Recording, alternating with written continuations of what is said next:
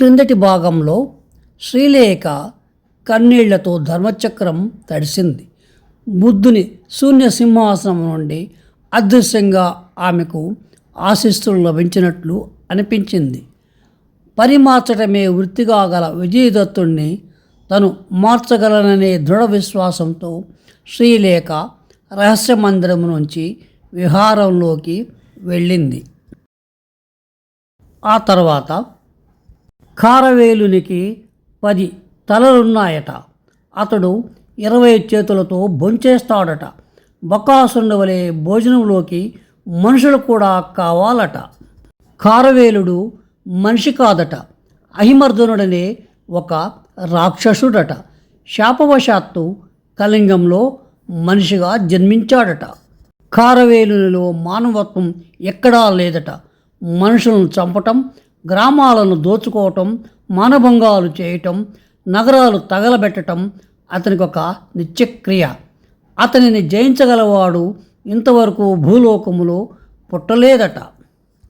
పుట్టకేమి, ఆంధ్రప్రభువైన శ్రీ శాతకర్ణి విష్ణువంశ సంభూతులట. ఆయన సేనాని విజయదత్తుడు అర్జుని అవతారమట. కలియుగములో నరనారాయణులు వీరేనట. ఏమో, ఖారవేలునికి కొన్ని దివ్యశక్తులున్నాయట. ఉన్నట్టుండి మనిషి మాయమైపోతాడట. నిపులోకి దూకి నీళ్లలో తేలుతాడట. కావాలంటే అతడు భారతంలోని ఘటోత్కచుని వలె మాయా యుద్ధం కూడా చేయగలడట.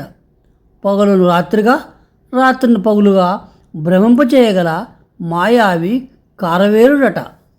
సామాన్య పాఠక జనులు, పల్లీలు చెప్పుకునే ఇలాంటి కబుర్లన్నిటినో వింటూ విజయదత్తుడు కృష్ణానదికి అభిముఖంగా ముసుగు నగరం వైపు సాగిపోయాడు. ఖారవేలుడు ప్రజలను భయభ్రాంతం చేసినట్లు అతని పేరు వినగానే గ్రామాలు ఖాళీ చేసి జనులు పారిపోతున్నట్లు విజయదత్తుడు తెలుసుకున్నాడు. శ్రీశైలానికి సమీపంలో ఆంధ్ర సైన్యం ఒక గ్రామం దగ్గరికి రాగానే అదిగో ఖారవేలుని సైన్యం అని గ్రామస్తులంతా లబోదిబోమని నెత్తి బాదుకుంటూ పిల్లా మేకలను సంకన వేసుకొని రక్షించండి, రక్షించండి, చంపొద్దు, చంపొద్దు అని పెద్దగా ఏడుస్తూ గ్రామం వదిలిపెట్టి గుంపులుగా పరిగెత్తిపోవటం మొదలుపెట్టారు. విజయదత్తుడు గ్రామంలోకి ప్రవేశించాడు. సగం చేసిన కుండ సారె మీద తిరుగుతూ ఉండగా కుమ్మరి చక్రాన్ని వదిలి పరిగెత్తిపోయాడు. చక్రం ఇంకా తిరుగుతూనే ఉంది. సగం ఉడికిన కుండ పొయ్యి మీద ఉండగా ఓ ఇల్లాలు వదిలేసి వెళ్ళిపోయింది. అన్నం ఇంకా కుతకుత ఉడుకుతూనే ఉంది. ఆంధ్రధానుష్కులు పరుగున పోయి పారిపోతున్న ప్రజలకు అడ్డం పడి, మేము ఆంధ్రధానుష్కులము, మీ ప్రభు అయిన శ్రీ శాతకర్ణి సైనికులము, దృష్టుడైన ఖారవేలుని నిర్జించే నిమిత్తమే మేము వెళుతున్నాము, భయపడకండి అని ఎంతగానో నచ్చజెప్పిన మీదట కానీ వాళ్ళ ధైర్యం తెచ్చుకొని తిరిగి గ్రామంలోకి ప్రవేశించలేదు. విజయదత్తుడు ఈ దుస్థితిని చూశాడు. దేశానికి దేశమే భయభ్రాంతమైపోవటంతో అతడు నివిరిపోయాడు.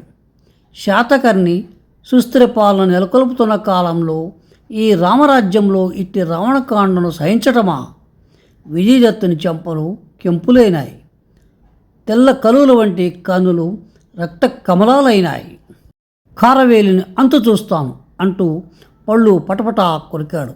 కోపంతో ఊగిన అతని కాళ్ళు రికాబు గట్టిగా తగిలి భానుమతి సకిలిస్తూ 2 కాళ్లను ఒకసారి పైకెత్తి గిట్టలతో నేలపై దుమ్మును మేఘాల వలె పైకి రేగేటట్లు కొట్టి దౌడు తీసింది.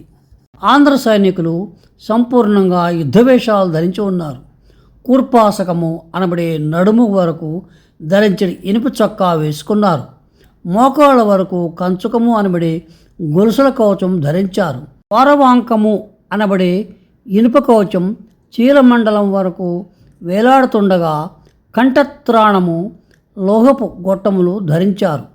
ధనుస్సులు సంధించి శరములు పరంపరగా ప్రయోగించడానికి ఎట్టి ఆటంకము లేకుండా చేతులు ఆడించడానికి అవకాశం ఉండే నాగాధికారములు అనే ఇనుప హస్తాలు ధరించారు. వారి ధనువులు దృఢమైనవి. వారి అమ్ములు విషపూరితములైనవి. వారి చూపులు గగనంలో సంచరించే డేగచూపువలే మిక్కిలి సూక్ష్మమైనవి. విజయదత్తుడు ప్రత్యేకమైన యుద్ధవేషం ధరించాడు. అది ఎలా చేశారో ఎవరికీ తెలియదు. సైనిక వేషం ధరించిన విజయదత్తుడిని కత్తి నరకలేదు, నిప్పు కాల్చలేదు. విషబాణాలు విరిగిపోవలసిందే. శరీరంలోని అన్ని భాగాలతో పాటు కన్నులకు, కంటిరెప్పలకు కూడా విచిత్రమైన తొడుగులు ధరించాడు. సైన్యం శ్రీశైలం చేరింది. త్రోవలో తాను పంపిన రామచిలక తన మీద వచ్చి వాలింది. ఇదేమిటి, నన్ను రాయబారిని పంపి మీరే నా వెనక బయలుదేరారు అన్నది రామచిలక. సశేషం. విజయోస్తు.